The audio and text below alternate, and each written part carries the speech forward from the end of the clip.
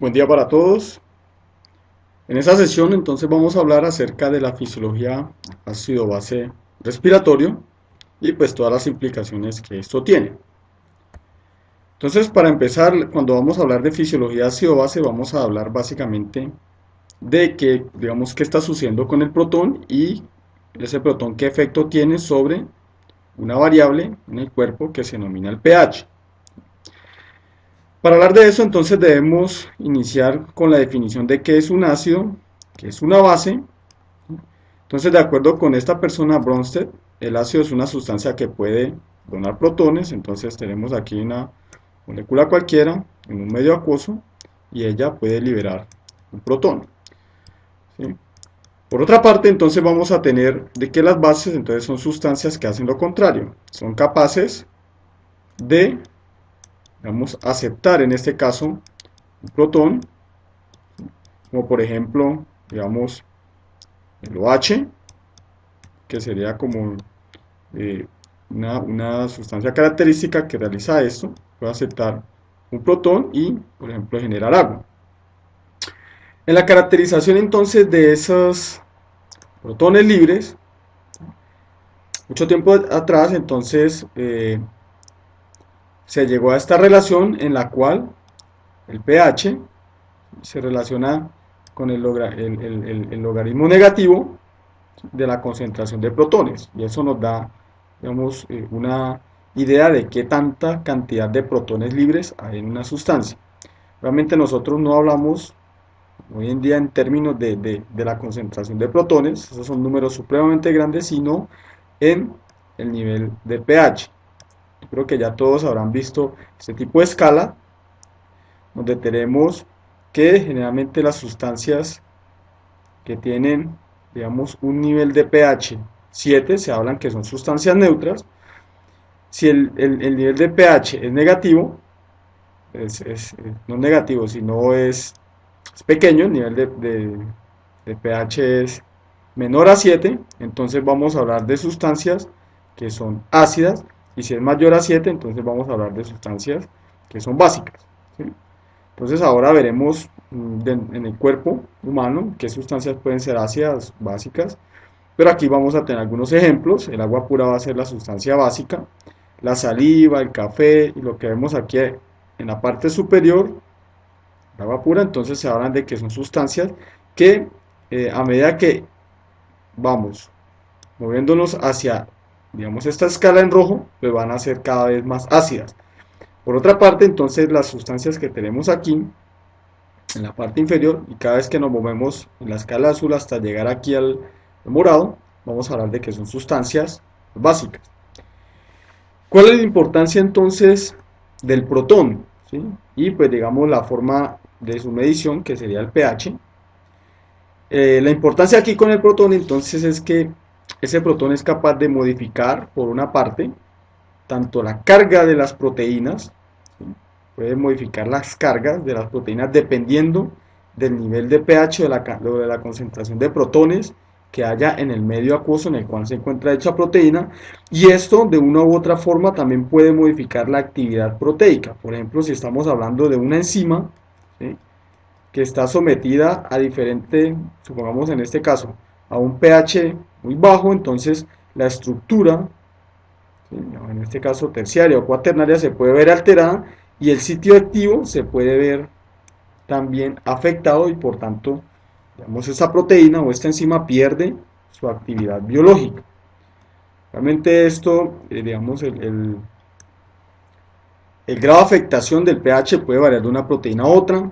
Algunas proteínas pueden aceptar cambios de pH de una unidad, algunas con solamente un cambio de pH en punto 1, punto 2, ya varían fuertemente, y esto puede alterar pues también fuertemente, digamos, las dinámicas a nivel de el metabolismo intracelular.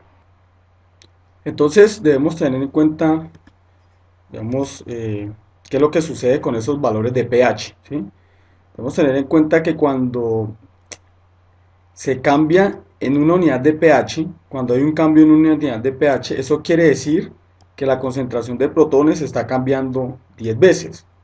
Entonces, si nosotros vamos a hablar, por ejemplo, de un pH que va a ir de 7 ¿sí? A un pH de 6 quiere decir que hay un aumento en 10 veces la concentración de protones, mientras que cuando se tiene un cambio, por ejemplo, como de 0,3 unidades de pH, eso indica de que la concentración de protones está variando 2 veces, ¿sí? Si vamos a estar hablando de un pH de 7,4 a 7,1, entonces la concentración de protones simplemente se está duplicando. O sea que un incremento de pH en una unidad no necesariamente involucra, por ejemplo, que la concentración de protones sea la misma tendencia, en la misma escala, debido a que eso está definido como el logaritmo en base 10 de la concentración de protones. Entonces acá tenemos una tabla ejemplo donde nos muestra las diferentes concentraciones de diferentes fluidos a nivel corporal, donde las secreciones gástricas son digamos, las secreciones con menor pH o una de las secreciones con el pH más bajo que se conoce.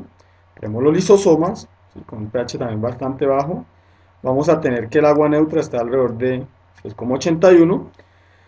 Vamos a tener que el citosol, ¿sí? El citoplasma de una célula está alrededor de 7,2. El líquido cefalorraquídeo 7,3. El plasma en sangre arterial está alrededor de 7,4. Con este valor, digamos, el que más vamos a trabajar. Y vamos a tener, por ejemplo, que el líquido pancreático va a estar alrededor de 8,1, o sea, una secreción que es bastante básica. Entonces, en el cuerpo humano hay diferentes tipos de sustancias que se denominan amortiguadores o buffer de pH, ¿sí? Este tipo de sustancias básicamente lo que hace es minimizar, ¿sí? Y hay que tener muy claro esto, ellas minimizan, no es que eviten el cambio, sino que minimizan los cambios de pH por adición a esa sustancia de un ácido o una base. Este tipo de sustancia entonces, digamos, lo que hace es consumir o liberar protones, dependiendo de qué es lo que está sucediendo, si se está adicionando o no protones, y este consumo o adición o liberación de protones es reversible. ¿Listo? Entonces esto favorece la estabilización del pH. Entonces en general los amortiguadores, ¿cómo se clasifican? De esta manera generalmente son ácidos débiles que se disocian en su protón, y vamos a tener aquí lo que se conoce como la base conjugada débil. Entonces hay varios ejemplos en el cuerpo. Vamos a tener, por ejemplo, aquí el ion amonio, ¿cierto? Es un ácido débil. Entonces a él se le puede disociar ese protón y me forma, en este caso, la base conjugada débil, que sería el amoníaco. Vamos a tener el ácido carbónico, que es un buffer muy importante que vamos a estar hablando, al cual se le disocia un protón, que es este que tenemos acá, y me forma el ion bicarbonato, que es la base conjugada débil. Aquí tenemos el protón liberado, y también vamos a tener, en este caso, digamos, un ion fosfato, en este caso monobásico, que se le puede liberar un protón y me queda digamos, la base débil, que sería el fosfato tribásico. Entonces, ¿qué sucede con este tipo de sustancias, este tipo de buffer o amortiguadores de pH? ¿Sí? Cuando ellos están expuestos, por ejemplo, cuando a la adición de algún tipo de ácido, en este caso, aquí está invertido, ¿sí? Esto es ácido, esto iría acá, y esta base va acá, aquí se está agregando un ácido. Entonces lo que sucede es que la base débil va a aceptar los protones, ¿sí? Me va a formar entonces el ácido débil y queda digamos, el otro ion libre, y de una u otra forma pues esto evita que ese protón ande, entre comillas, libre, generando su impacto en los niveles de pH, porque finalmente es el protón libre el que impacta sobre estos valores de pH. ¿Qué sucede cuando a esta sustancia digamos, una sustancia particular, un amortiguador, se agrega una base, ¿sí? En este caso hidróxido de sodio? Entonces lo que sucede acá es que vamos a tener que el ácido débil, ¿sí?, es capaz en este caso de liberar este protón, que se va a unir con este hidroxilo, ¿sí?, en forma de agua, y de esta forma neutraliza, digamos, este OH que se adicionó y que también va a impactar, en este caso, en el pH, generalmente aumentando su valor. Entonces, ¿qué tenemos? Nosotros tenemos en el cuerpo, ¿sí?, un sistema, digamos, buffer muy importante, que va a ser el buffer bicarbonato o dióxido de carbono bicarbonato, ¿sí?, en el cual vamos a tener que el agua, ¿sí?, bueno, perdón, en este caso el dióxido de carbono, que tiene una solubilidad relativamente alta en agua, ¿sí? Aquí la cuestión no es que la solubilidad sea alta o no, sino que este dióxido de carbono es capaz de reaccionar con el solvente. ¿Qué es lo que sucede? Esto es lo que hace tan particular al dióxido de carbono. Él es capaz de reaccionar con el solvente, produciendo ácido carbónico, se produce una hidratación de ese dióxido de carbono, y finalmente entonces este ácido carbónico se disocia en un protón y en un ion bicarbonato. Entonces vamos a tener que la reacción, en este caso una reacción neta, va a ser esta. Entonces el CO2 más agua me va a producir un protón y un bicarbonato. Entonces siempre vamos a tener en cuenta acá que el CO2, cuando el CO2, digamos, se disuelve en agua, me va a acidificar el medio, me va a generar un protón libre. Así se esté generando un bicarbonato, él va a generar un protón libre, que es el que básicamente va a modificar el valor de pH de cualquier solución. Entonces, ¿qué nosotros vamos a tener? Digamos, de acuerdo al anterior, nosotros vamos a tener que el sistema buffer bicarbonato dióxido de carbono, ¿sí?, y de acuerdo a una relación de Henderson-Hasselbalch, vamos a tener que el pH, dependiendo de este par de moléculas, va a depender pues de su concentración como tal, ¿sí?, va a depender del pK, que eso depende pues de la constante, digamos, de equilibrio de esas dos sustancias, por el logaritmo de la concentración del ion bicarbonato sobre la concentración del CO2, y eso me da un estimado del pH de una solución a la cual se le pueda disolver el dióxido de carbono, ¿sí? Obviamente pues esta concentración de dióxido de carbono depende de la solubilidad, entonces simplemente se reemplaza la ecuación.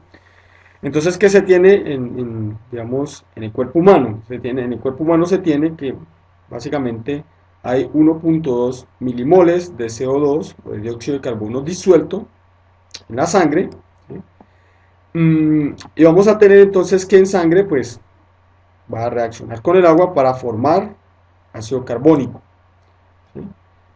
Este ácido carbónico, entonces, hay una cuestión muy importante que debemos tener aquí en cuenta, es que la formación de ese ácido carbónico está mediada por una enzima que se denomina la anhidrasa carbónica.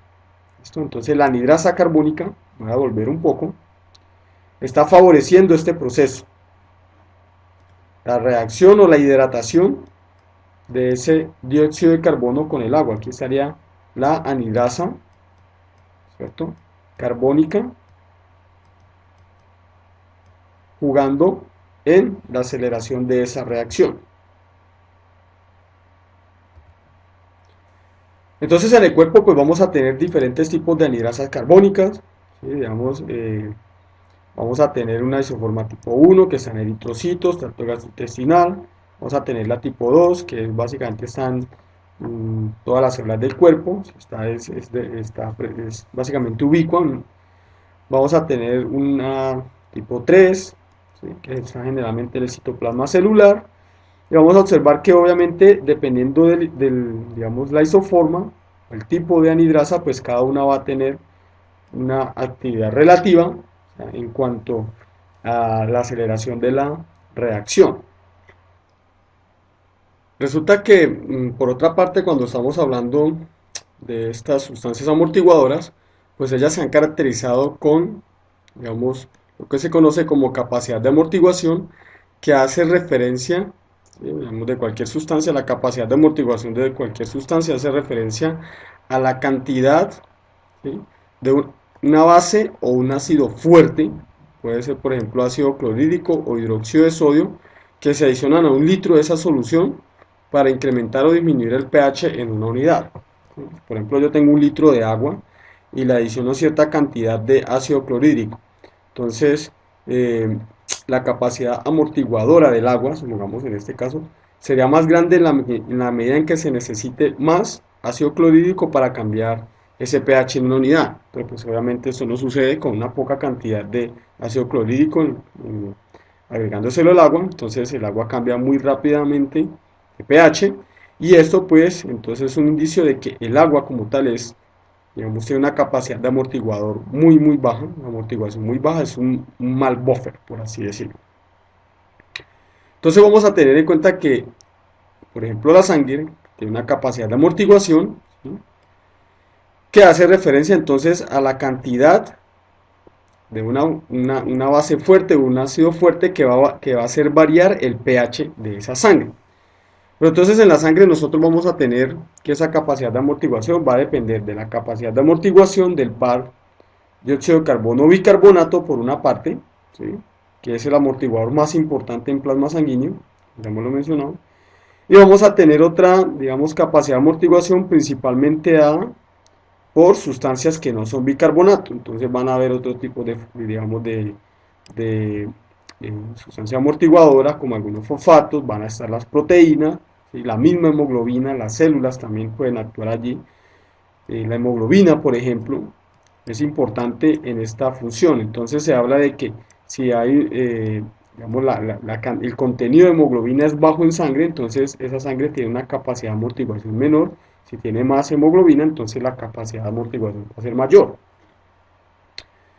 Entonces lo que se ha podido describir es que ese poder amortiguador, o ese poder tampón en la sangre, que no tiene bicarbonato, es de alrededor de 25 milimoles, ya sea de una base fuerte o un ácido fuerte, ¿sí?, que se le debe agregar a la sangre para cambiar el pH en una unidad. Entonces 25 milimoles por unidad de pH. Y si se mira solamente el plasma sanguíneo, ¿sí?, digamos en este caso sin el contenido celular, ¿sí?, entonces vamos a hablar de que ese poder tamponer es baja o disminuye alrededor de 5, ¿sí?, digamos, milimolar por unidad de pH. Resulta que esos amortiguadores o esa capacidad de amortiguación, ¿sí?, de dichos amortiguadores, pues va a depender de si estamos hablando de un sistema abierto o si estamos hablando de un sistema cerrado. Entonces el sistema abierto hace referencia a que digamos, una de las dos sustancias que conforman el par amortiguador puede equilibrarse con el medio ambiente, si en este caso digamos la atmósfera. Digamos, si vamos a hablar de un par amortiguador que se equilibra con la atmósfera, pues ese va a ser el dióxido de carbono, que hace parte del sistema buffer, bicarbonato, dióxido de carbono, ¿sí? Cuando hablamos de un sistema cerrado, entonces, por ejemplo, podemos decir de que, por ejemplo, el sistema fosfato básicamente no se va a equilibrar en un ambiente externo, entonces él simplemente permanece allí en la sangre, no puede escapar o no puede llegar de la sangre. Entonces, eso hace referencia a un sistema cerrado. Entonces, nosotros, ¿qué vamos a tener en cuanto a esos sistemas abiertos o cerrados? Generalmente, en un sistema abierto, ¿sí?, el CO2 se transforma rápidamente a ácido carbónico y, bueno, que no es que se transforma rápidamente, pero mediado por anhidrasa carbónica, por ejemplo, ¿sí?, porque la reacción es realmente lenta, si se da de forma espontánea. Entonces, ese ácido carbónico pues se disocia rápidamente en el protón, ¿sí?, y en este caso en el ion bicarbonato. Entonces, cuando se produce el protón, debemos tener en cuenta que siempre que se produzca un protón, pues se va a producir una caída en el pH. Realmente aquí se está formando el ácido débil.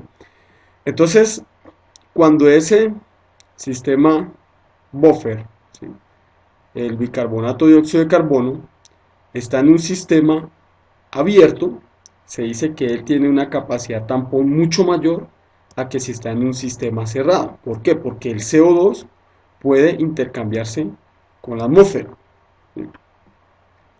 Entonces se ha caracterizado que esa capacidad tampón para un sistema cerrado pues va a ser 2,3 veces, digamos, la amortiguación total del sistema, ¿sí? Por la concentración de protones, por esa constante equilibrio, dividido pues esa concentración de protones más la constante de equilibrio al cuadrado. ¿Sí? Que eso lo vamos a ver ahora gráficamente. Y también vamos a tener en cuenta de que cuando estamos hablando de este sistema eh, bicarbonato dióxido de carbono en un sistema pues, abierto, como lo mencioné previamente, entonces el dióxido de carbono no se acumula, sino que él es liberado y pues esa es, digamos, lo que le confiere esa gran propiedad de tampón al sistema dióxido de carbono bicarbonato.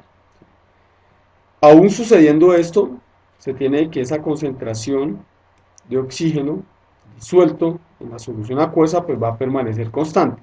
Lo único que va a suceder es que en un momento dado sale más dióxido de carbono, entra más dióxido de carbono, pero la concentración total va a ser constante.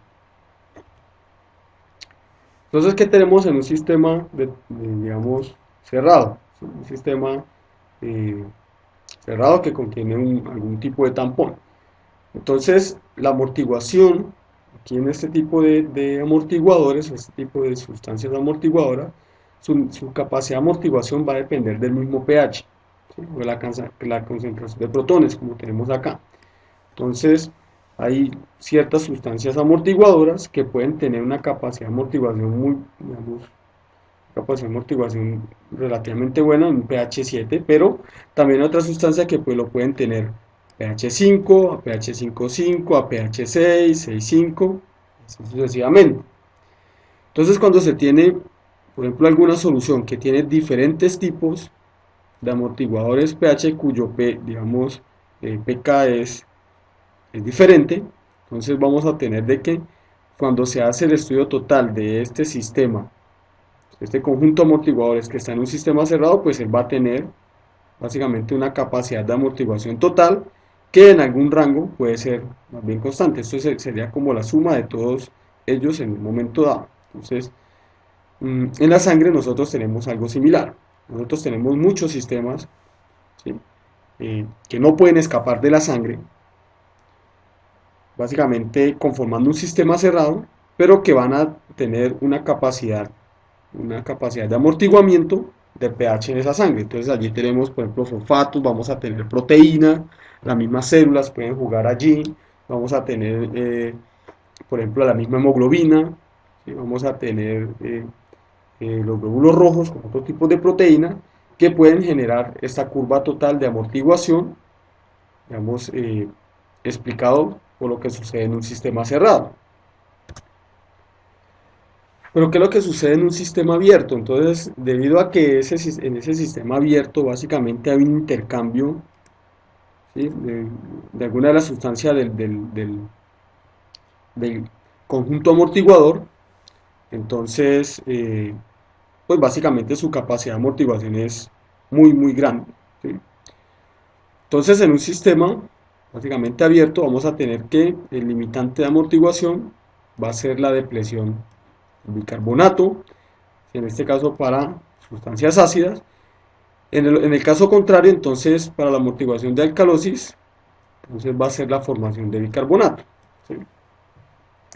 Bueno, entonces también se ha caracterizado cuál es esa capacidad tampón de un sistema abierto, digamos, la única sustancia que se comporta como tampón en un sistema abierto en el cuerpo, pues va a ser el CO2, ¿sí? Que me forma, va a ser el CO2, que me favorece la formación de bicarbonato. Entonces, la capacidad de tampón de ese sistema abierto pues va a depender de la concentración solamente del bicarbonato. Entonces, ¿qué se ha podido caracterizar? Que esa capacidad de amortiguamiento básicamente son 25 milimolar, ¿cierto? Por unidad de pH. Y si observamos, esta era una cifra similar que habíamos mencionado anteriormente, de esa capacidad de amortiguación, ¿sí? 25 milimolar por unidad de pH, que habla de la sangre cuando no contiene el bicarbonato.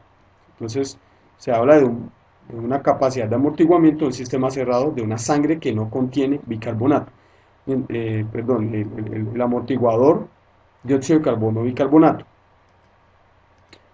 Cuando hablamos entonces de un sistema abierto que contiene el par, ¿sí? o el sistema amortiguador dióxido de carbono bicarbonato, entonces esa capacidad de amortiguación va a ser mucho mayor, ¿sí? Básicamente se duplica su capacidad de amortiguación y pues vamos a ver qué es lo que sucede aquí. Básicamente, ese plasma sanguíneo el fluido, que está en constante intercambio con el fluido intersticial, entonces permiten la formación de un sistema abierto, obviamente con el intercambio gaseoso que se da a nivel alveolar del CO2. Entonces, ese CO2 puede salir fácilmente si se está formando mucho o ingresar si es requerido. ¿Qué es lo que sucede, por ejemplo, en las isquemias cerebrales o en una isquemia en general, una isquemia cardíaca? Lo que sucede allí es que el sistema abierto de ese fluido intersticial que está en constante intercambio con un plasma sanguíneo, pues en un momento dado se va a cerrar. ¿Sí? Se va a cerrar, ¿por qué? Pues porque no hay un flujo sanguíneo que esté transportando ese dióxido de carbono que se está generando. Entonces él se empieza a acumular allí y eso va a favorecer que haya un cambio bastante fuerte en los niveles de pH, cosa que no sucede cuando la sangre está fluyendo hacia los pulmones y de una u otra forma eh, eliminándose ese CO2. Entonces, ¿qué es lo que sucede, por ejemplo, con, digamos, este sistema amortiguador, el dióxido de carbono, bicarbonato? Aquí tenemos un ejemplo de lo que sucede en un contenedor que pues, tiene agua, básicamente, y que está sometido a una presión parcial de dióxido de carbono de 40 milímetros de mercurio. Entonces ahí se puede disolver, ¿sí? Básicamente el dióxido de carbono hasta equilibrarse, hasta llegar a la misma presión parcial. Aquí estaría una presión parcial de 40 milímetros de mercurio, pero obviamente si vamos a hablar de la cantidad de CO2 que está allí contenido, pues vamos a hablar de que hay 1.2 milimolar. Obviamente en el tiempo este CO2 va a reaccionar con el agua, ¿sí? Y esta reacción con el agua entonces va a generar que se produzca un bicarbonato y va a generar que se produzca, digamos, unos protones libres, y esto va a conllevar a qué, ¿sí? Digamos, esto conlleva a que se establezca en un momento dado un pH de 7,4. ¿Qué sucede posteriormente? Si a este sistema se le añade, por ejemplo, ácido, entonces lo que va a hacer este ácido clorhídrico, aquí se van a generar protones libres, se disocia de una vez el cloruro del protón, entonces, digamos, esto se va a agregar a una cantidad de 10 milimolar, entonces estos protones, estas 10 milimolar, ¿sí?, de protones, pues va a reaccionar con 10 milimolar de bicarbonato, el ion bicarbonato, y entonces estamos aquí, ¿sí? Digamos, estamos en bicarbonato que va a estar en presencia de protón, entonces la reacción se devuelve, me genera agua y me genera CO2. Entonces, ese CO2 que está en forma de bicarbonato va a pasar de nuevo a la atmósfera en un momento dado, se va a comenzar a perder.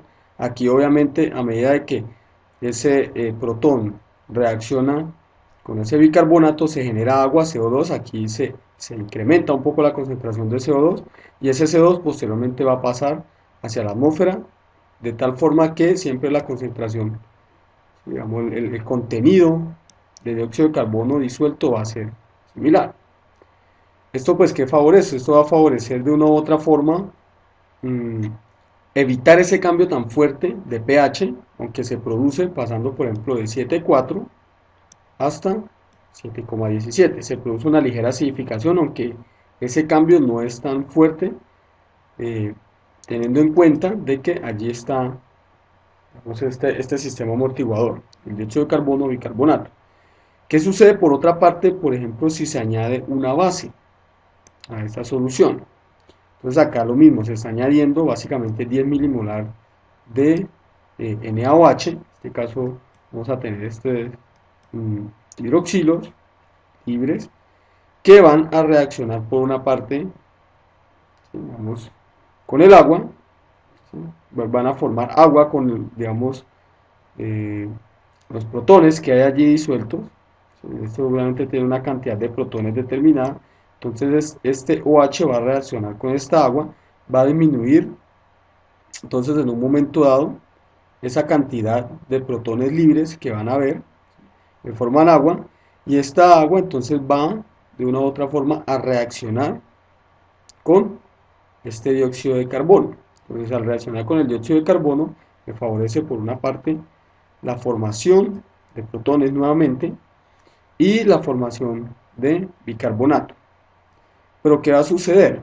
Como este OH está de una u otra forma titulándose, así se llama, con este protón, entonces la cantidad de protones libres van a ser, menor en este caso. ¿Listo? ¿Y esto qué sucede? Entonces, si la cantidad de protones libres disminuye, básicamente lo que va a suceder aquí es que el pH aumenta, digamos, aumenta en este caso.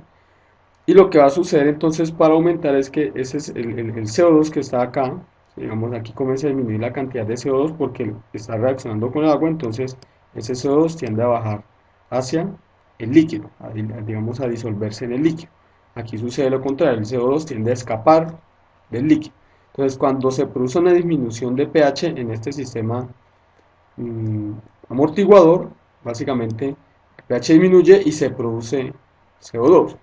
Aquí lo que vamos a tener por otra parte es que si se va volviendo más básica la solución, entonces el pH aumenta y lo que va a hacer entonces el sistema es tomar CO2 atmosférico para la formación de más bicarbonato. Vamos a mantener esto en equilibrio. Entonces, ¿qué sucede con la capacidad digamos, un amortiguador en un ambiente abierto, en un sistema abierto? Esa capacidad de amortiguación es básicamente, digamos, se vuelve infinita a medida que el pH va aumentando, ¿sí? Como tenemos acá. Esa capacidad de amortiguación es infinita, se vuelve infinita a medida que el pH es más grande. Y si comparamos qué es lo que sucede con un sistema abierto, básicamente esta pequeña curva es lo que sucede en un sistema cerrado. Entonces el sistema cerrado va a tener un óptimo, un punto óptimo que está determinado por este parámetro, la pK. Y aquí vamos a tener entonces el sistema abierto.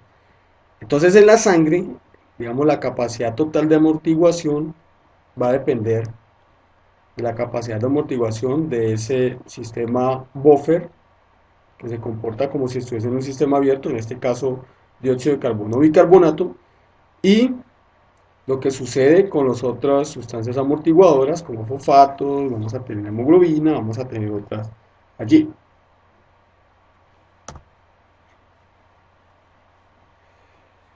Entonces, ¿qué sucede cuando, por ejemplo, se tiene que, o qué es lo que sucede cuando se tiene un sistema en el cual solamente el dióxido de carbono o bicarbonato es el buffer presente? Si se cambia en un momento dado, digamos, las presiones parciales de ese dióxido de carbono en esta solución, ese es diferente a lo que vimos anteriormente, en el cual se añadió directamente una base o un ácido. Aquí lo que se va a variar es la presión parcial de estos gases, pasando por ejemplo de 40 a 80 o de 40, digamos, teniéndolo, ¿sí?, digamos, constante, pero añadiendo bicarbonato. O sea, por una parte modifico lo que sucede con el CO2, por otra parte modifico lo que sucede con el bicarbonato, ¿sí? Entonces lo que sucede acá es que si se dobla en un momento dado esta presión parcial de dióxido de carbono, esto va a favorecer de que más dióxido de carbono, ¿sí?, se disuelva en este ambiente acuoso, se incremente la concentración en este caso al doble, como observamos acá, se incrementa al doble, y esta doble concentración de dióxido de carbono disuelto en esa agua pues va a reaccionar con más cantidad de moléculas de agua, favoreciendo entonces la formación, en este caso, digamos, de más bicarbonato, ¿cierto? Acá por una parte, y demás protones, que es lo que sucede aquí. Eso es lo que va a suceder allí. Recordemos que entonces si se eleva la cantidad de protones, lo que va a suceder es disminución en los niveles de pH. O sea, el líquido se vuelve más ácido, ¿sí? La concentración de protones va a ser mayor. Pero ¿qué sucede en este par? Si en este par entonces lo que se hace es modificar la concentración de bicarbonato, en este caso se está aplicando bicarbonato de sodio a la solución, que es una sal, me genera sodio libre y por acá bicarbonato. Entonces, ¿qué es lo que va a suceder? La cantidad de bicarbonato se va a incrementar fuertemente. Entonces, este bicarbonato que se incrementa va a reaccionar con estos protones, ¿sí? Y me va a formar ácido carbónico. Y el ácido carbónico entonces se disocia. ¿Listo? En este caso, bueno, me favorece la generación de agua y CO2 en un momento dado. Entonces, ese CO2 que se está produciendo va a pasar a la atmósfera, ¿sí? Va a pasar principalmente a la atmósfera hasta que se llegue de nuevo al equilibrio entre ese bicarbonato, los protones que hay y el CO2 disuelto.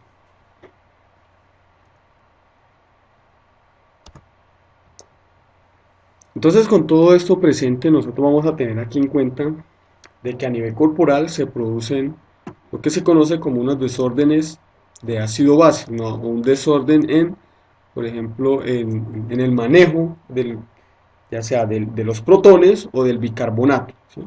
Y esos están clasificados básicamente en cuatro tipos. Vamos a tener acidosis respiratoria, vamos a tener por otra parte alcalosis respiratoria, vamos a tener una acidosis metabólica y también vamos a tener una alcalosis metabólica. Lo que causa generalmente la acidosis respiratoria pues es elevación de la presión parcial del dióxido de carbono, y eso sucede cuando, por ejemplo, la ventilación alveolar disminuye o cuando se produce una hipoventilación, ¿sí? Vamos a tener que, por ejemplo, la alcalosis respiratoria se produce cuando hay disminución en los niveles de dióxido de carbono o la presión parcial de dióxido de carbono, y esto sucede cuando se incrementa la ventilación alveolar o cuando hay una hiperventilación, por ejemplo. Vamos a observar que, por otra parte, la acidosis metabólica, esto está más relacionado con sustancias que producen las células, digamos, metabolitos que no son volátiles. Generalmente el dióxido de carbono se habla de que es un metabolito volátil, ¿sí?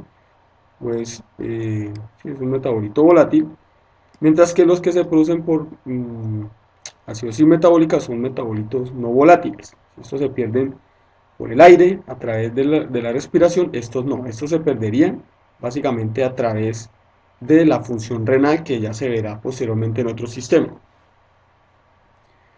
Entonces, por ejemplo, cuando se produce acidosis metabólica, estamos hablando de que a la sangre se le está adicionando ácidos diferentes a ácido carbónico, ¿sí? Entonces, por ejemplo, supongamos la producción de ácido úrico, ¿sí? La producción de cuerpos cetónicos o, por ejemplo, una acidosis láctica, ¿sí?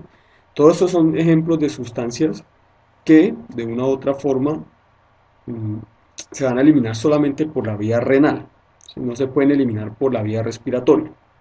Y cuando hablamos de una alcalosis metabólica, entonces vamos a hacer referencia a que, por ejemplo, por un lado se puede eliminar mucho ácido del cuerpo, ¿sí?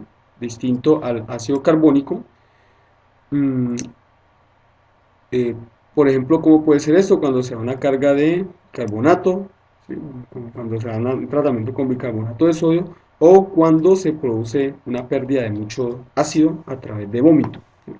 Entonces, en la acidosis respiratoria, ¿qué es lo que va a suceder? Pues obviamente lo que va a suceder aquí es disminución del pH, ¿sí?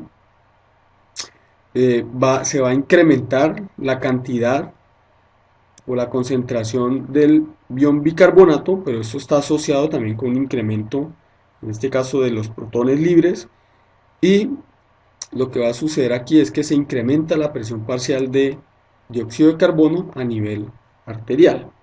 En la alcalosis respiratoria, entonces, ¿qué es lo que sucede?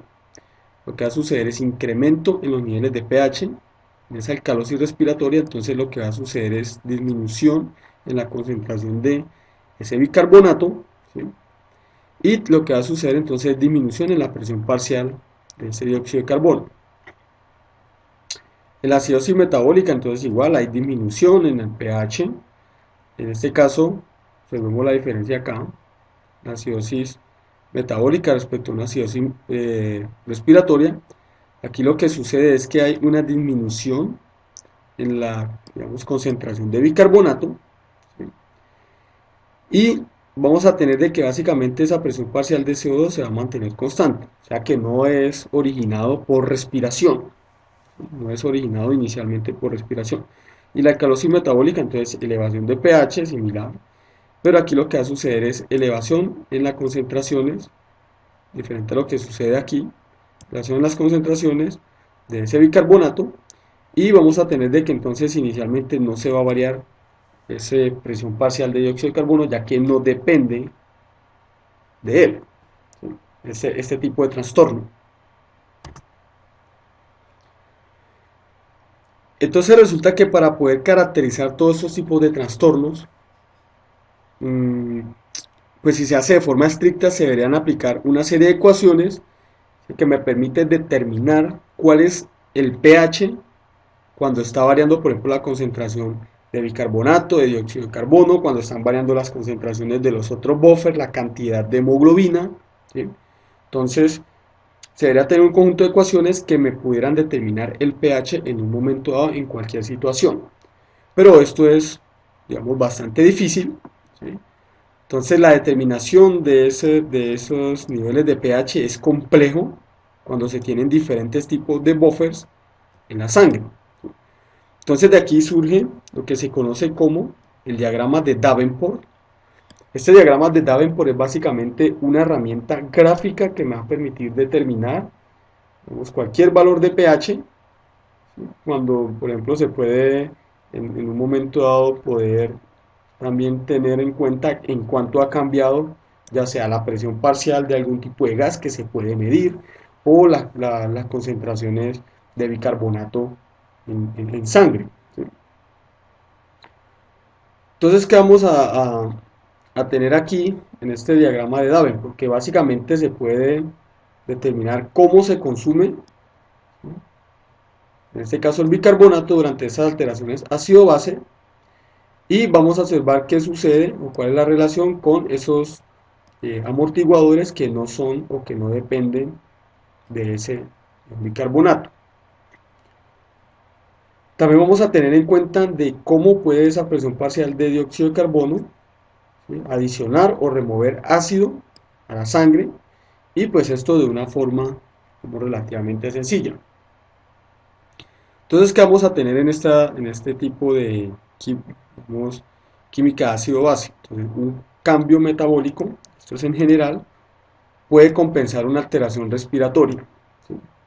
Un cambio metabólico puede compensar una alteración respiratoria. Entonces, por ejemplo, una acidosis respiratoria puede ser compensada por, digamos, un cambio metabólico. Entonces, cuando por ejemplo se produce una acidosis respiratoria, el riñón en este caso entra a jugar para eliminar ácidos de una u otra forma para tratar de compensar ese problema de acidosis, y otra forma de hacerlo es reteniendo o reabsorbiendo bicarbonato, evitando la eliminación del bicarbonato, ¿sí?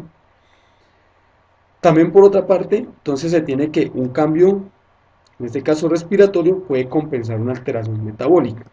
Entonces, por ejemplo, la producción exagerada de ácido láctico durante el ejercicio puede ser compensado en un momento dado por cambios en digamos, en el patrón respiratorio, ¿sí?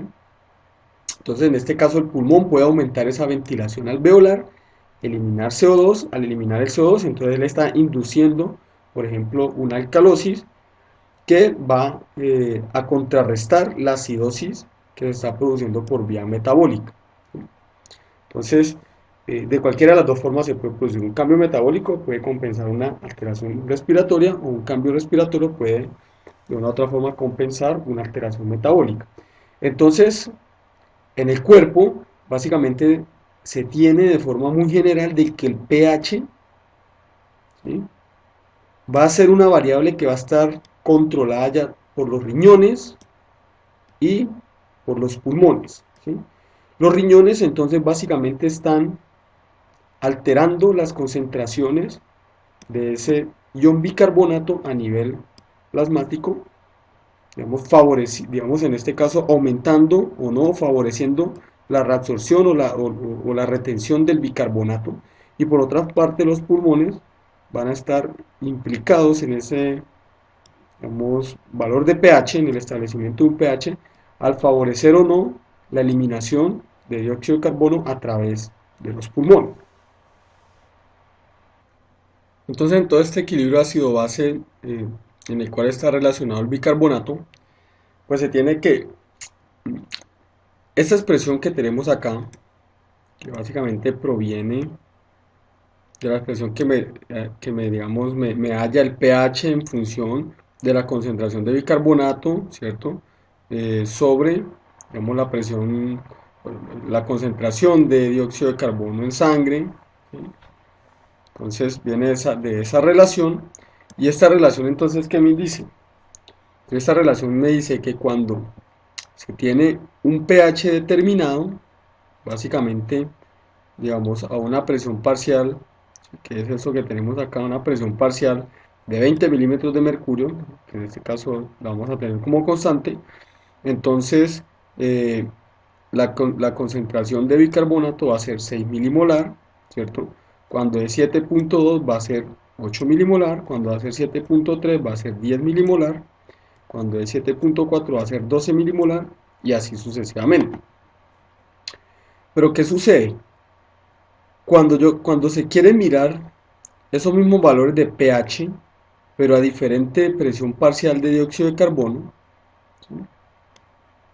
Cuando se quiere mirar esos mismos valores de pH con diferente presión parcial de dióxido de carbono, pues resulta que la cantidad, en este caso de bicarbonato, también va a variar, ¿sí?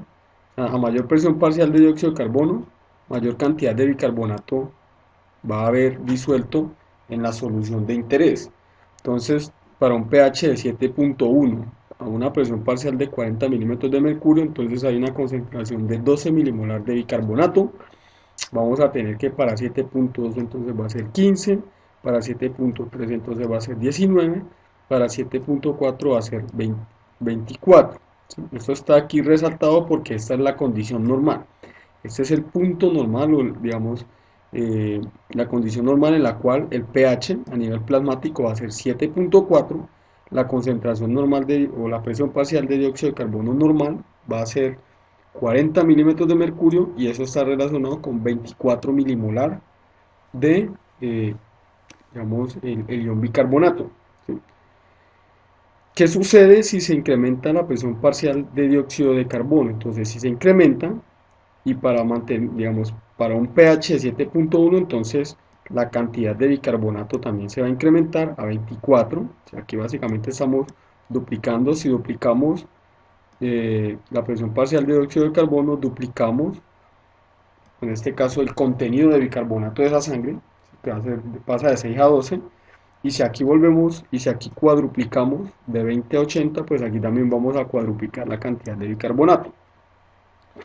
Entonces esa tabla que tenemos allí gráficamente me representa esto que tenemos acá, cada una de estas líneas, ¿sí? Entonces esta línea verde, ¿sí?, me representa lo que está aquí en verde. La línea azul me representa lo que está acá en azul, y esta línea naranja me representa lo que está aquí en este recuadro naranja. Entonces a una presión, lo que dice aquí es que a un pH determinado, ¿sí?, entonces se tiene una concentración de bicarbonato determinado, que también va a depender de la presión parcial de ese dióxido de carbono. Entonces la condición normal es pH 7.4, ¿cierto? Vamos a tener que la concentración aquí de bicarbonato va a ser alrededor de 24 milimolar, y eso está relacionado con una presión parcial de dióxido de carbono de 40 milímetros de mercurio. Entonces, ¿qué sucede, por ejemplo, en una persona si realiza un evento de hiperventilación? ¿Qué es lo que sucede? La presión parcial de ese dióxido de carbono cae, ¿sí? O sea, va a pasar de esta recta, de esta curva a esta curva, ¿sí? Entonces, ¿qué es lo que puede suceder al hiperventilar? Que básicamente ese pH se va, en este caso incrementar, se puede incrementar hasta un valor, por ejemplo, de 7,65, por ejemplo, ¿sí? Si hipoventila, entonces puede suceder esto. Pero ¿qué pasa? Como lo había mencionado, entonces ese diagrama de Davenport no depende solamente de esta relación, ¿sí? Digamos, de la capacidad de amortiguación dependiente del sistema dióxido de carbono bicarbonato, el sistema buffer dióxido de carbono bicarbonato, sino que también depende de esa capacidad de amortiguación dado por otros buffers, ¿sí?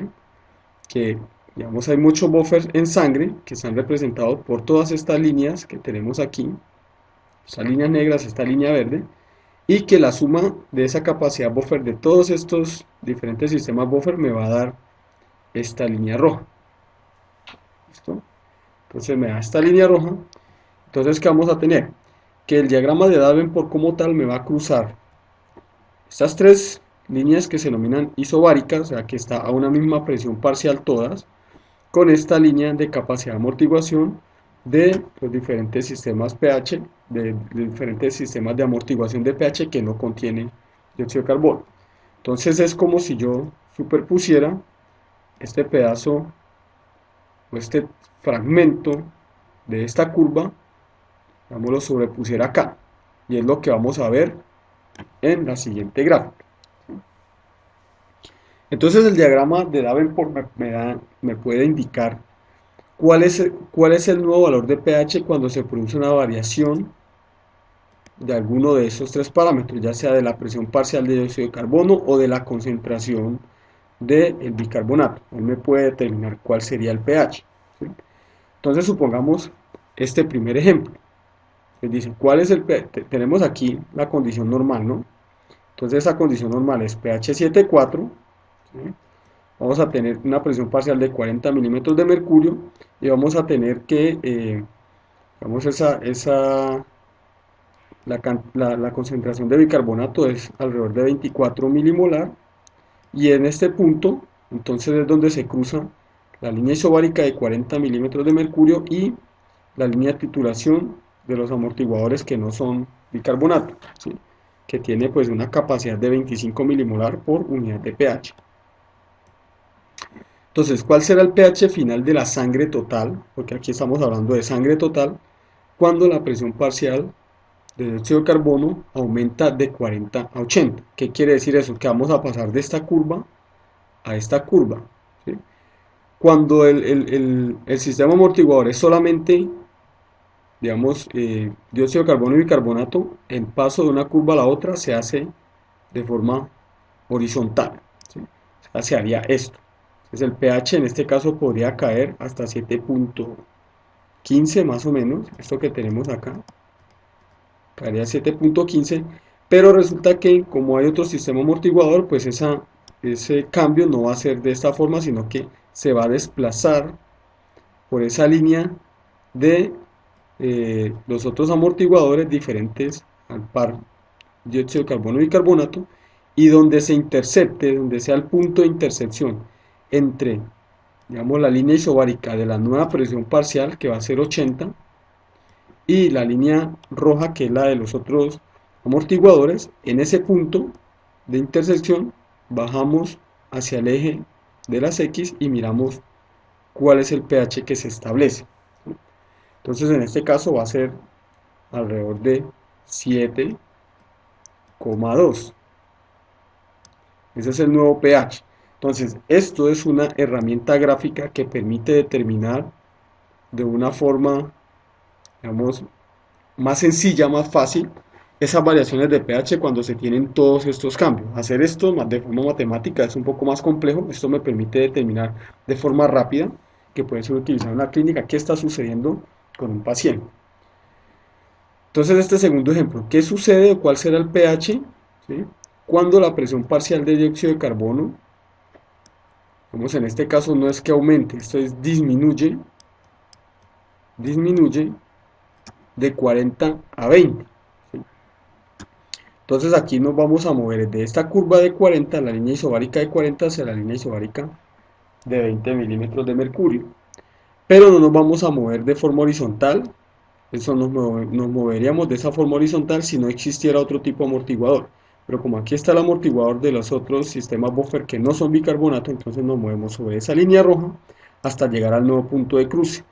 En ese punto de cruce baja, entonces trazamos la línea vertical, ¿sí?, que nos va a indicar cuál es el nuevo valor de pH. En este caso el nuevo valor de pH es alrededor de 7,6.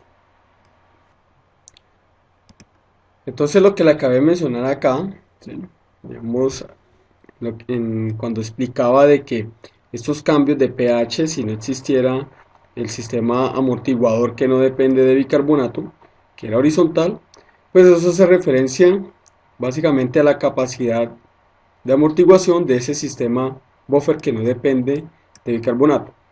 Cuando esa capacidad de amortiguación es cero, entonces vamos a tener que el cambio de pH se da de forma, en este caso horizontal, ¿sí?, o sea, pasando por ejemplo de 7,4 a 7,1. Pero ¿qué sucede cuando el sistema de bicarbonato tiene una capacidad de amortiguación diferente a cero y no es muy grande? Entonces ese cambio de pH no va a ser, digamos, no se va a dar a través de este recorrido horizontal, sino que se va a dar a través de esa línea del sistema amortiguador que no depende de pH. Entonces cuando se da la intersección de ellas dos, básicamente observamos acá de que el valor de pH no va a descender tanto. ¿Por qué? Pues porque este sistema amortiguador de una u otra forma va a amortiguar todos esos protones que están siendo generados por el incremento en esa presión parcial de dióxido de carbono allí. Recordemos que también con ese incremento de protones también se incrementa la concentración de bicarbonato. Entonces vemos acá que hay un ligero incremento debido a la formación de bicarbonato. O sea, así se esté generando protones. Y la otra condición es cuando el sistema, los sistemas de buffers diferente a bicarbonato tienen, digamos, una capacidad infinita.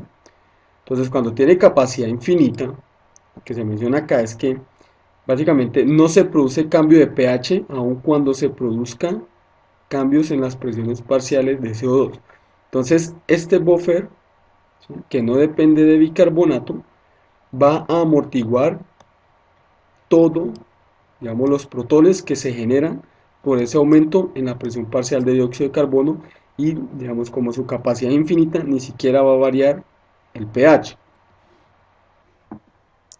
Entonces vamos a mirar ahora qué es lo que sucede, vamos, en un problema de acidosis o alcalosis metabólica, suponiendo que esa sangre contiene digamos, el sistema amortiguador dióxido de carbono bicarbonato y otros sistemas amortiguadores que no dependen del bicarbonato. Entonces aquí tenemos la condición inicial, ¿cierto? Aquí tenemos el sistema dióxido de carbono bicarbonato, es un sistema abierto, permite interactuar en este caso con el CO2 atmosférico. Aquí vamos a tener los otros sistemas los otros sistemas amortiguadores, perdón, que básicamente pues están en un sistema cerrado, básicamente están allí y no pueden escapar, mientras que este estaría en un sistema abierto. Entonces, ¿qué sucede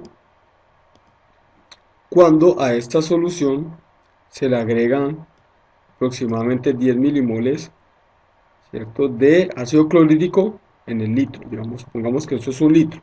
Entonces aquí lo que va a suceder es que al agregar el ácido clorhídrico, pues entonces van a haber, en este caso, protones libres, ¿cierto?, que entonces van a interactuar, vamos, con el bicarbonato, el ion bicarbonato, ¿sí?, y esta interacción entonces va a favorecer la formación de dióxido de carbono y agua, y entonces como se está incrementando la cantidad de dióxido de carbono disuelto, pues él tiende a escapar, ¿sí?, tiende a escapar hacia la atmósfera, debido a que generalmente el dióxido de carbono disuelto pues depende de la presión atmosférica, y en este caso son 40 milímetros de mercurio. Aquí estamos suponiendo que eso es a nivel alveolar, las concentraciones a nivel alveolar.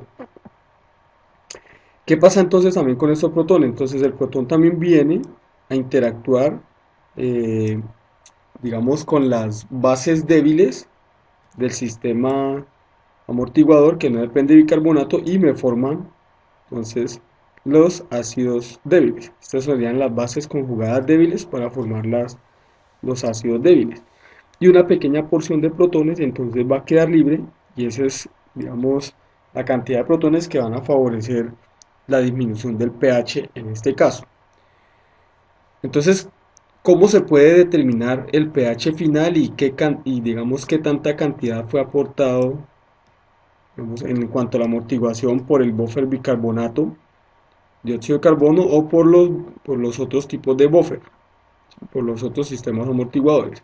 Entonces aquí empezamos con la línea isobárica, 40 milímetros de mercurio, y ese sería el sistema amortiguador normal, esta que tenemos acá. Los otros sistemas amortiguadores, y este sería el sistema amortiguador de dióxido de carbono bicarbonato. Entonces, ¿qué sucede inicialmente? Entonces, lo que sucede inicialmente es que se agregan 10 milimoles de ácido clorhídrico a un litro, en este caso, de agua. Entonces, básicamente estamos, si nosotros pensáramos en que esos 10 milimoles afectarían solamente lo que va a suceder con el bicarbonato, entonces a esta línea roja le vamos, en este caso, a adicionar, ¿sí? Tenemos 10 milimoles de ácido clorhídrico que equivalen a restar 10 milimoles o 10 milimolar de bicarbonato, que es lo que tenemos acá. Básicamente se está restando esa cantidad. Eso no significa que todo el bicarbonato reaccionó con esos protones.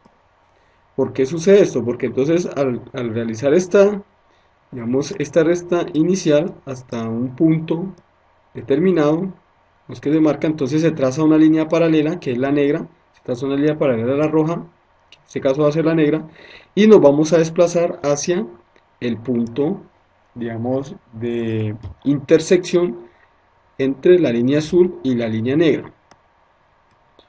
Entonces, en ese nuevo punto, básicamente nos va a determinar cuál es el pH de esta solución. Eso sería alrededor de 7.25, más o menos 7,25.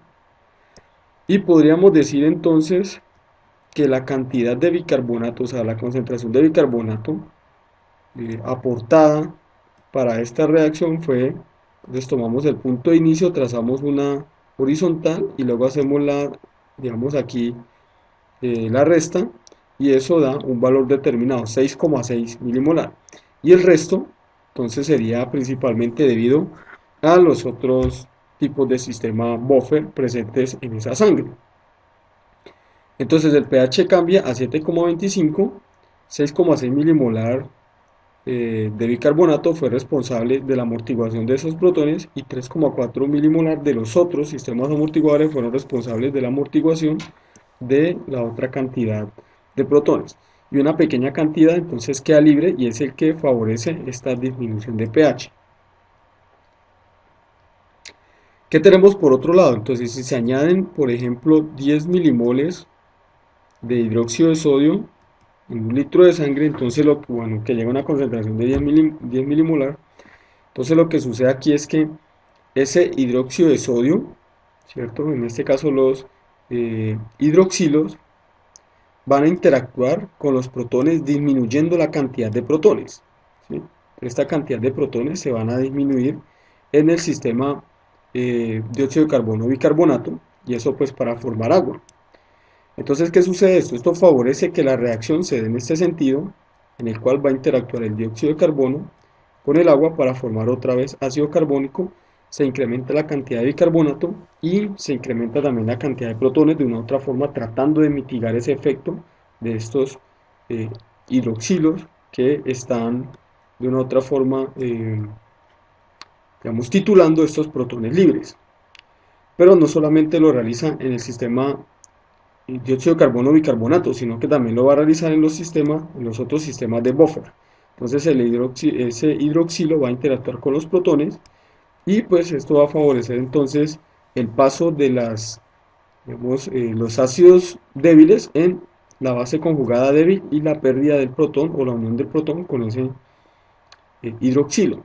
Y otra parte entonces de esos hidroxilos van a interactuar con los protones libres que van a favorecer la disminución de ese pH.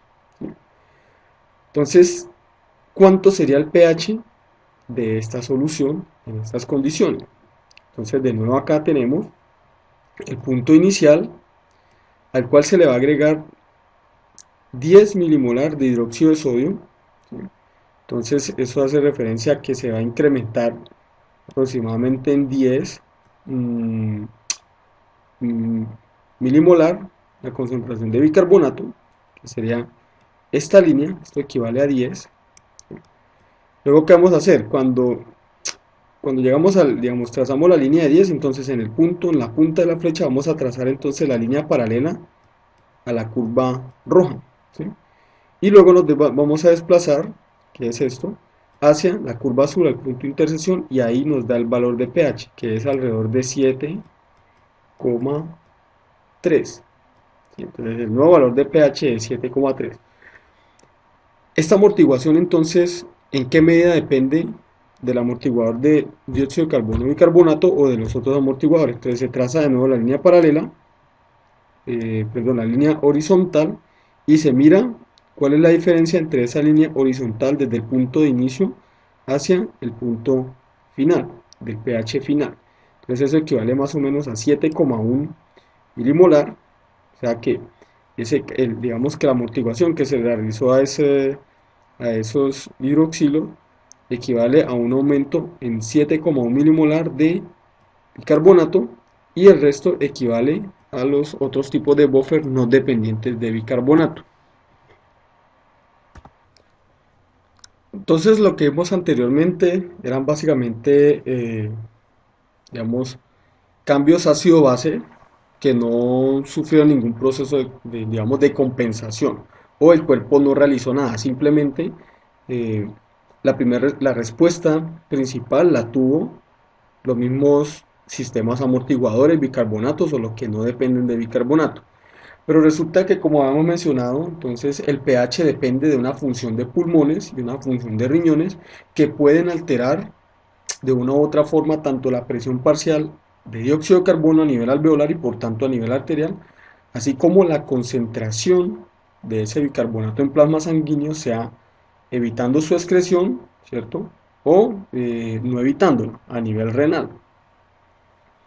Entonces, ¿qué sucede? Cuando nosotros hablamos de que hay una compensación para esos problemas ácido básicos, ¿sí? O ácido base en el cuerpo, entonces podemos hablar de una compensación metabólica. Vamos a hablar de compensaciones metabólicas para problemas que se originan a nivel respiratorio, un problema ácido base respiratorio, ¿sí? Entonces, ¿qué es lo que sucede acá? En este caso, o en este ejemplo que tenemos acá, vamos a suponer que la persona entonces, por ejemplo, tiene un problema de asma. Entonces, la presión parcial de dióxido de carbono va a aumentar de 40 a 80. ¿Sí? Entonces ya habíamos visto de que aquí tenemos las curvas isobáricas, que son estas. Si no hubiese sistema amortiguador que no depende de bicarbonato, entonces el cambio de ese pH tendría este sentido, pasando de un 7,4 a un 7,1 directamente. Pero pues esto no sucede. En el cuerpo pues hay un sistema amortiguador que no depende de bicarbonato, que sería este. Entonces inicialmente se daría el cambio de pH como hicimos en el ejercicio anterior. ¿Sí? En el ejercicio anterior. Entonces se mueve sobre la curva roja hasta el nuevo punto de intersección con la nueva curva isobárica que me determina la nueva presión parcial de ese dióxido de carbono. Entonces, por tanto, en esta condición, por ejemplo, el pH sería 7,2. Pero, ¿qué sucede? Entonces resulta que entonces el cuerpo lo que va a hacer es buscar de una u otra forma evitar, digamos, la disminución de estas concentraciones de ion bicarbonato, favoreciendo la excreción que eso ustedes lo verán en un próximo curso, la excreción a nivel renal de protones. ¿Listo? Entonces, a nivel de la orina se van a excretar protones principalmente y se va a buscar conservar el bicarbonato. Entonces, estas concentraciones de bicarbonato se van a incrementar. Entonces, inicialmente, por ejemplo, se va a incrementar en 10 milimolar. Vamos a tener acá. Entonces, cuando se incrementa en 10 milimolar la concentración de bicarbonato, aquí hace el símil de como si se hubiese añadido 10 milimolar de hidróxido de sodio. Entonces, pero eso lo que realmente sucede en el cuerpo es conservación del ion bicarbonato y excreción de protones.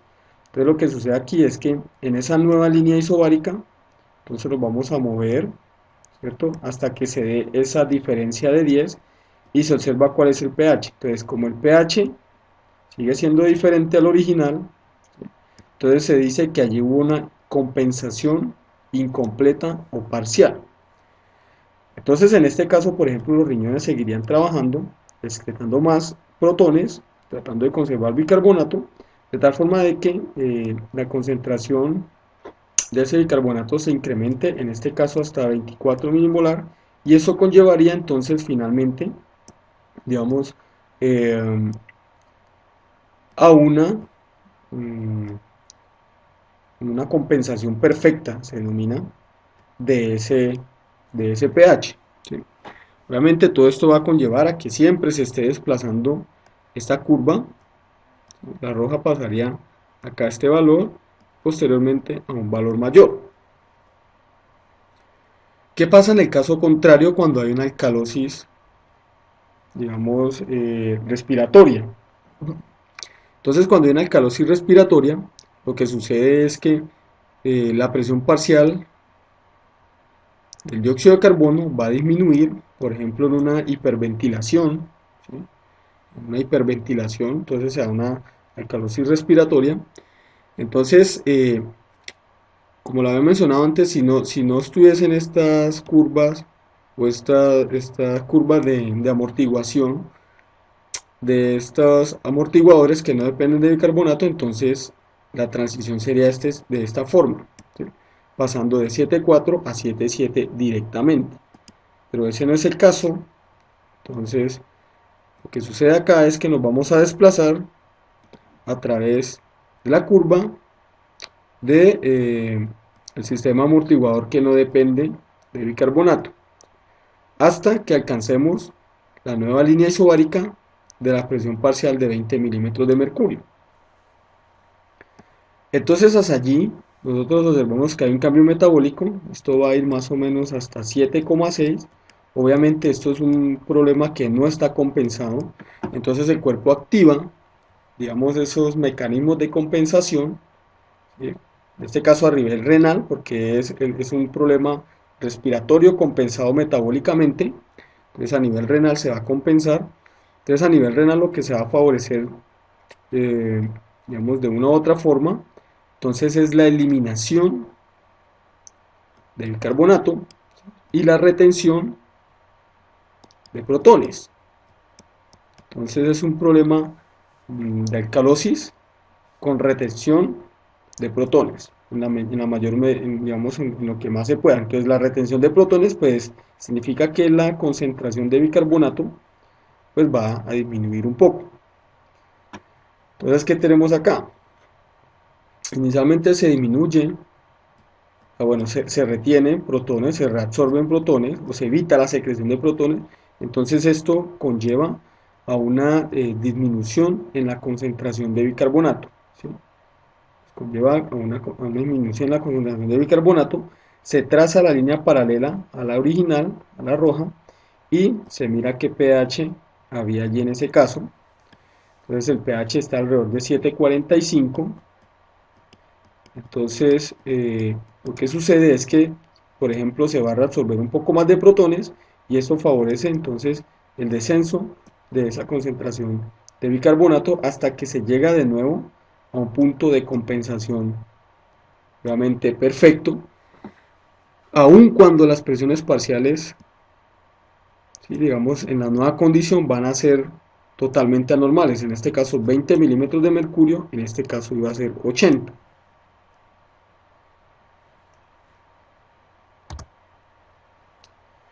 Cuando vamos a hablar de una compensación metabólica, ¿sí? Mm, por vía respiratoria, entonces vamos a tener en cuenta de que inicialmente, por ejemplo en este caso, vamos a iniciar de nuevo en nuestro punto normal siempre, 7.4 de pH, vamos a tener alrededor de 24 milimolar de bicarbonato y digamos una presión parcial de dióxido de carbono de 40 milímetros de mercurio. Entonces cuando hablamos de un problema metabólico, entonces aquí el problema no es con lo que esté pasando en las líneas isobáricas, las que nos indican la presión, sino que hay directamente una disminución. Por ejemplo, esto es una compensación respiratoria, una acidosis metabólica, entonces hay una, digamos, disminución en esa concentración de bicarbonato. Por ejemplo, una persona hizo ejercicio, entonces la persona hacer ejercicio por vía metabólica, digamos, produce mucho ácido láctico, entonces ese ácido láctico puede de una u otra forma interactuar con este bicarbonato y de esto reduce estas concentraciones de bicarbonato, por ejemplo, al producirse CO2 que se libera. Entonces, ¿qué sucede en ese momento? Lo que va a hacer, digamos, la compensación que va a realizar el cuerpo es la disminución de esa presión parcial de dióxido de carbono, por ejemplo, una hiperventilación. Entonces aquí se produce mucho ácido, entonces eso conlleva a la disminución de la concentración de bicarbonato. Entonces estamos en este punto, nos movemos desde este punto hasta que hayan disminuido, supongamos que se produjeron 10 milimoles de ácido, entonces hasta que haya esa disminución, se traza la nueva curva, ¿sí? La negra, siempre se traza la paralela, y ¿sí? Se traza la paralela, ¿y qué sucede posteriormente? Entonces posteriormente nos vamos a ir moviendo hasta la curva isobárica que se cruce con esta con esta curva negra, ¿sí? Que es la curva desplazada, hasta que el punto de intersección sea de nuevo el pH original. Entonces cuando se mira esto, digamos que el cuerpo va a variar su presión parcial de dióxido de carbono a nivel arterial hasta una presión parcial de 24,3 que va a permitir de que se produzca una compensación lo más perfecta posible y normalizar ese pH mientras está en esta condición de acidosis metabólica.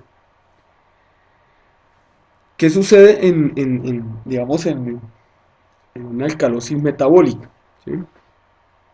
Entonces, en una alcalosis metabólica, entonces, supongamos que,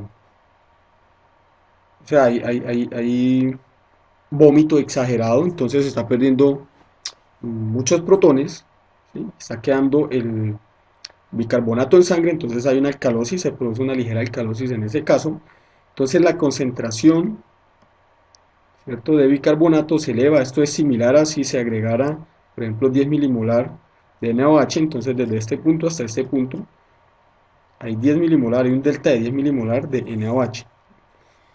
Entonces, ¿qué vamos a tener aquí? Inicialmente este es el punto de inicio, entonces se va a trazar de nuevo la curva que es paralela a la curva digamos, de amortiguación de los amortiguadores que no son bicarbonato, se traza la paralela y posteriormente nos movemos en la línea de presión de 40 milímetros de mercurio hasta no el punto de intersección. A partir de ese punto entonces nos movemos por esta línea negra hasta que encontremos cuál es la línea isobárica o la línea de presión parcial que me permite llegar de nuevo a la condición de pH normal. En este caso sería a una presión parcial digamos, a nivel arterial o puede ser alveolar de 56,7 milímetros de mercurio. O sea que ante una, digamos, alcalosis metabólica, lo que hace el cuerpo es básicamente hipoventilar y favorecer que esa presión parcial de dióxido de carbono a nivel alveolar se incremente hasta este valor, que va a conllevar entonces a una acidosis a nivel del plasma que contrarresta la alcalosis y me vuelve a llevar hasta el nivel de pH normal en el plasma sanguíneo. Realmente todo esto que hemos visto, esto que vimos acá, esas compensaciones perfectas, ¿sí? Digamos que en el cuerpo no es que se den todas de forma muy adecuada. Hay ciertos niveles de compensación, pero parece que no se llega a la compensación perfecta siempre. Entonces, dentro de todos estos, digamos, problemas que tienen allí, si esas alteraciones ácido-base, pues vamos a tener varios tipos de, digamos, de respuesta al final, ¿sí? Vamos a tener varios tipos de respuesta. Digamos, vamos a tener una normal. Pues la normal entonces implica de que una condición normal de ácido base, entonces esa condición normal implica que el pH va a estar en 7.4, ¿cierto? Lo normal va a estar a una concentración de carbonato de 24 milimolar y va a estar sobre, digamos, la línea isobárica de 40 milímetros de mercurio. Pero ¿qué pasa? Entonces, nosotros también vamos a tener allí diferentes tipos de problemas, por ejemplo las descompensaciones. ¿Sí? Vamos a tener una acidosis respiratoria, entonces cuando tenemos acidosis respiratoria, básicamente la presión parcial, ¿sí? de, de dióxido de carbono entonces se va a incrementar, va a pasar de esta línea isobárica a esta otra. Obviamente aquí lo muestra solamente sobre la línea de la, digamos, del sistema amortiguador que no depende de bicarbonato. Vamos a tener, por ejemplo, una alcalosis metabólica. En este caso es cuando simplemente se modifican las concentraciones, del carbonato. Entonces vamos a tener esto, un desplazamiento. Podemos tener una acidosis metabólica también, entonces simplemente hay una pérdida, digamos, de bicarbonato, entonces me conlleva esto. Y podemos también tener una alcalosis respiratoria en la cual entonces el desplazamiento se da hacia una nueva curva isobárica de una presión parcial menor. Esto es la descompensación, pero también podemos tener entonces una condición en la cual se da una alteración parcialmente compensada, ¿sí? Entonces, por ejemplo, aquí se puede dar una acidosis metabólica, lo que indica esto cuando nos movemos sobre la línea de los sistemas amortiguadores que no dependen de bicarbonato. Entonces vamos a hablar básicamente de un problema originado por respiración o a nivel respiratorio. Entonces esto es una acidosis eh, respiratoria, y cuando observamos esto, ¿sí? Digamos que el movimiento de esa curva es prácticamente paralelo a la línea isobárica, entonces compensado, ¿cierto? De forma metabólica. Aquí vamos a tener, entonces en el lado opuesto se está moviendo hacia una línea isobárica menor, aquí hay una línea isobárica mayor, entonces una alcalosis respiratoria compensada metabólicamente, aunque obviamente lo ideal es que él llegara al nivel de 7.4, ¿sí? O sea, este punto debería estar aquí sobre este 7.4 para que fuese una compensación perfecta. Entonces, como no está allí, se habla de una compensación parcial, ¿sí? Una compensación parcial. Vamos a tener acá que cuando el desplazamiento inicial se da sobre la curva isobárica, entonces ahí es un problema metabólico, y cuando el desplazamiento sea perpendicular a esa línea isobárica con una compensación, digamos en este caso respiratoria, problema metabólico, compensación respiratoria, ¿sí? En este caso una alcalosis, como nos estamos moviendo, incrementando el pH, una alcalosis metabólica, sí, alcalosis metabólica compensada mediante la respiración. En este caso vamos a hablar de una acidosis, nos estamos moviendo en este sentido, una acidosis metabólica compensada de forma respiratoria. La otra condición es una compensación eh, perfecta básicamente. Entonces es de forma muy similar a lo que vimos en esta curva. Entonces simplemente la compensación va a llegar hasta el pH original. Y esto general, digamos que de forma muy general no es que no ocurre, puede ocurrir, pero no es como lo general. Pero pues es una condición que se puede dar. Y vamos a tener entonces una alteración conjunta, ¿sí? Una alteración compuesta, por ejemplo, respiratoria metabólica. ¿Qué podemos tener hacia acá? ¿Sí? Entonces hacia aquí es una, siempre va a ser acidosis, de aquí para aquí siempre va a ser alcalosis. Entonces en este caso vamos a tener, digamos, como se desplaza sobre la curva eh, del sistema amortiguador que no depende de bicarbonato, entonces va a llegar a otra línea, va a tender a llegar a una línea, otra línea isobárica, entonces una acidosis respiratoria, vemos acá, junto con un problema metabólico, ¿sí? Entonces la acidosis respiratoria me lleva hasta este nivel y la acidosis metabólica me lleva un poco, un pH un poco menor, ¿sí? Digamos que de forma inversa se puede tener una acidosis metabólica que me llega hasta este nivel de forma similar y que puede ser exacerbado por la acidosis respiratoria. ¿Listo? Entonces todo esto conlleva de una u otra forma a la disminución del pH hasta un nivel menor. En el extremo opuesto entonces vamos a tener problemas de alcalosis. Aquí tendríamos una alcalosis respiratoria, ¿sí? Exacerbado por una alcalosis metabólica, y en este caso iría a ser una alcalosis metabólica exacerbado, ¿sí? Por una alcalosis respiratoria. Entonces en todos estos, digamos, alteraciones se han definido, digamos, unas áreas, ¿sí? Generalmente estas áreas, digamos, donde está el A1, ¿sí? Mm, el D1, el C1 y el B1 se llaman áreas donde se puede dar una compensación, ¿sí? Donde hay un nivel de compensación en estas áreas que tenemos acá. Estas áreas donde está A3, ¿cierto? B3, C3 y D3 son áreas donde se van a dar alteraciones compuestas. Realmente son áreas donde se dan alteraciones compuestas. Por ejemplo, una persona que tenga asma y un problema renal, entonces produce una acidosis respiratoria, ¿cierto? Y acumulación de protones porque no los puede eliminar de forma apropiada, entonces una acidosis metabólica. Todo esto que vimos anteriormente entonces está afectando principalmente al plasma sanguíneo, ¿sí? Obviamente esa afectación en el plasma sanguíneo pues va a afectar lo que sucede a nivel del citoplasma celular.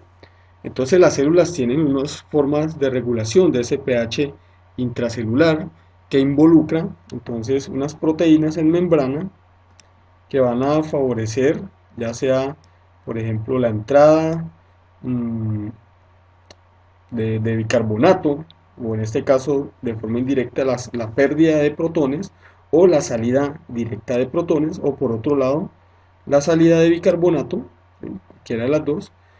Y entonces estos transportadores iónicos, que generalmente en este caso está acoplado, por ejemplo, a sodio, aquí está acoplado a sodio, aquí está acoplado a cloruro, entonces esos transportadores iónicos me van a permitir regular el pH a nivel del citoplasma en las células, ¿sí?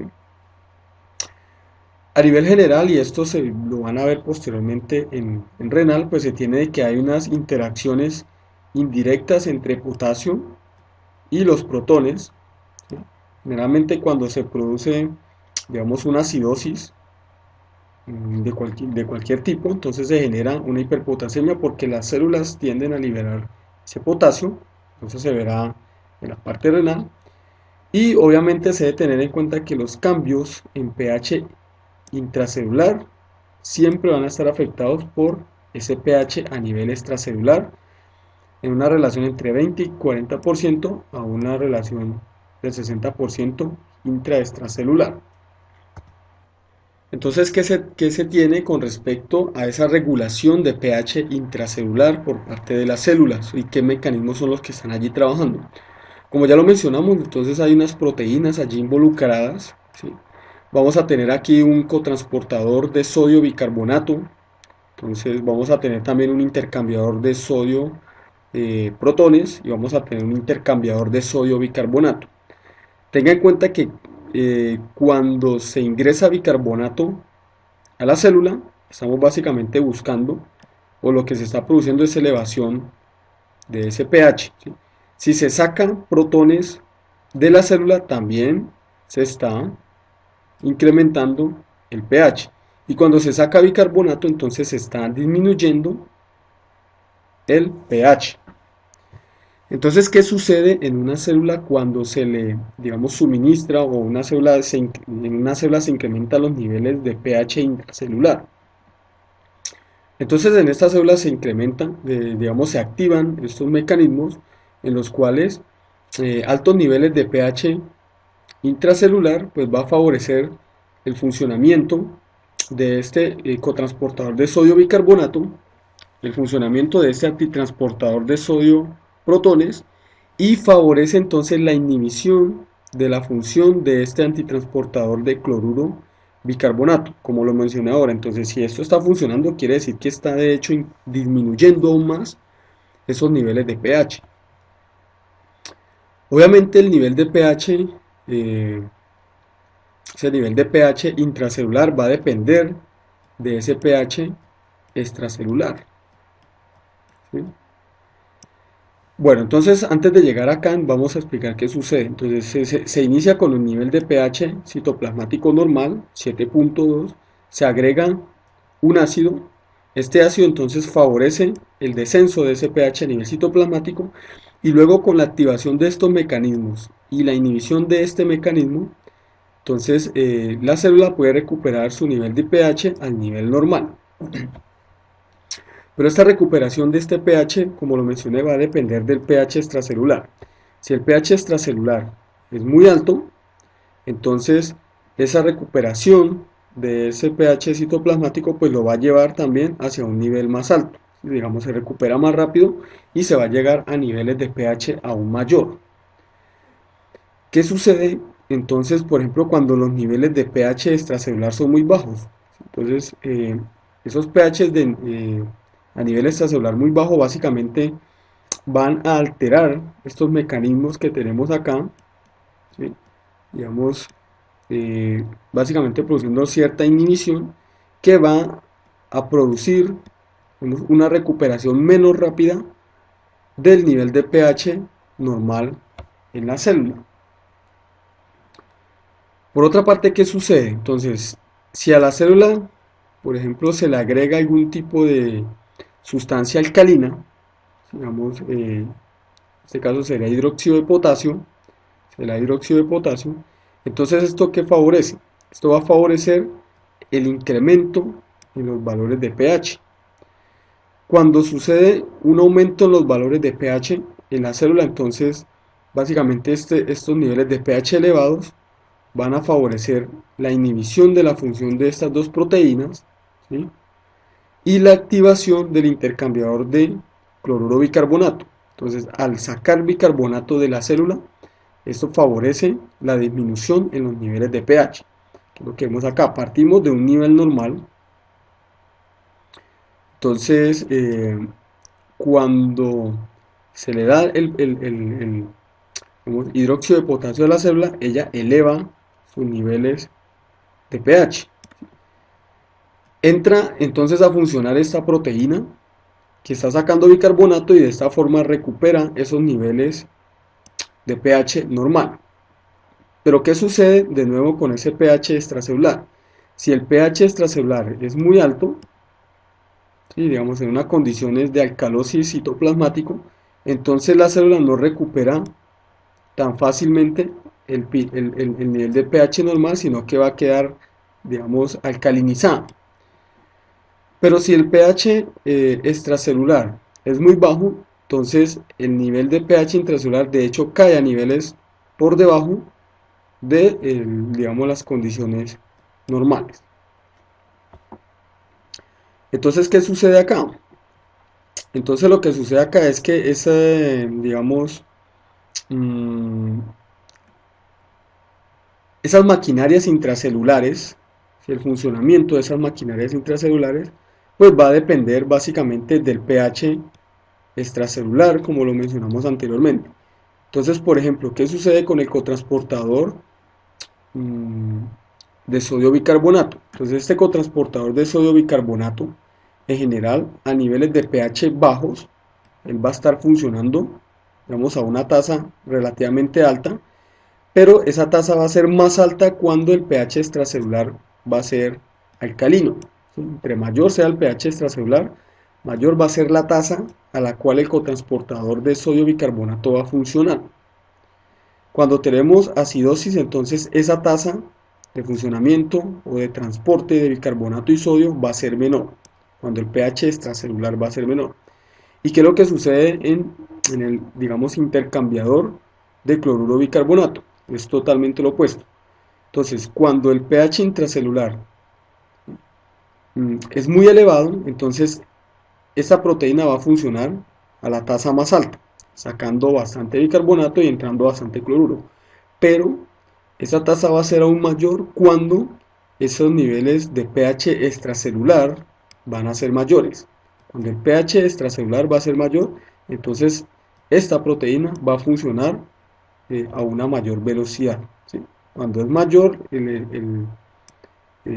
cuando es menor el pH extracelular, mayor la tasa a la cual el bicarbonato es sacado de la célula. Entonces, aquí tenemos básicamente digamos, lo que sucede con una celulita, ¿sí? Cuando se está expuesta a un evento de acidosis respiratoria. Entonces, en esta célula que está expuesta a un ambiente de pH bajo, digamos, derivado de una acidosis respiratoria, pues vamos a observar que el pH extracelular va a caer, obviamente aquí disminuye, la concentración de dióxido de carbono se incrementa. ¿Qué, qué sucede en este caso? Entonces el dióxido de carbono puede difundir fácilmente la membrana, ¿sí? Y esto va a favorecer de una u otra forma la formación de protones a nivel intracelular. Entonces ese incremento en la concentración de protones a nivel intracelular o disminución de pH va a activar estos mecanismos, ¿sí? Mm, digamos, va a tender a activar estos mecanismos para contrarrestar esa elevación en los niveles de pH. Pero ¿qué sucede? Resulta que, como lo hemos mencionado, bajos niveles de pH, entonces de una u otra forma va a inhibir el funcionamiento de estas, digamos, de estas dos proteínas. Entonces hay, digamos, hay un juego allí cruzado, ¿sí? Hay un balance entre activación por una parte, digamos a nivel intracelular, e inhibición por otra parte. Dependiendo del nivel de la señal, entonces puede que las proteínas funcionen más, digamos, de forma más adecuada o digamos, de una forma menos adecuada. Obviamente, ¿qué sucede? Esa acidosis respiratoria lo que va a favorecer entonces, por una parte es eh, la activación por vía extracelular del intercambiador de cloruro bicarbonato, pero recordemos que a nivel intracelular, entonces altos niveles de pH lo inhibían. Entonces aquí, como lo menciono, entra como un balance entre los niveles de esas señales del pH extracelular y del pH intracelular para el funcionamiento de estas proteínas. Entonces gráficamente, ¿qué sucede acá? Gráficamente lo que vamos a obtener es un incremento en la presión parcial de dióxido de carbono que conlleva a esa acidosis respiratoria, ¿sí? Esto favorece entonces el descenso del pH a nivel del plasma sanguíneo. Aquí se produce el descenso de ese pH y aquí entonces vamos a observar que las células van a actuar también como, digamos, receptores de esos protones. Entonces los protones básicamente se incrementan a nivel citoplasmático, entonces el pH disminuye. ¿Qué sucede? Entonces hay una pequeña activación de estos transportadores estos que tenemos acá, buscando tratar de compensar ese problema, ¿sí? Tratando de compensar ese problema. Pero pues obviamente, digamos, no se va a compensar de la forma adecuada hasta que se dé básicamente una mm, compensación a nivel renal, por ejemplo, de eliminación de protones. Entonces, a nivel renal se eliminan protones, se da una excreción, ¿cierto? Si se va eliminando esos protones, entonces, ¿qué va sucediendo? El pH extracelular se va incrementando lentamente y esto va a favorecer también entonces el incremento del pH intracelular, aun cuando la presión parcial de dióxido de carbono se mantenga en el nivel más alto, ¿sí? Digamos que aquí está entonces actuando esa compensación metabólica mediada por los riñones. En este caso, por ejemplo, favoreciendo la eliminación de mayor cantidad de protones y la retención o la reabsorción de bicarbonato. Entonces, básicamente con esto terminamos toda esta sesión de eh, fisiología de ácido base. Obviamente se llama respiratorio, pero aquí también está involucrado pues la parte renal, que se ve de forma muy superficial, simplemente mencionándola. Allí está implicada. Esa parte la van a ver posteriormente cuando se vea todo el sistema genitourinario. Agradezco su atención prestada y nos veremos en una próxima.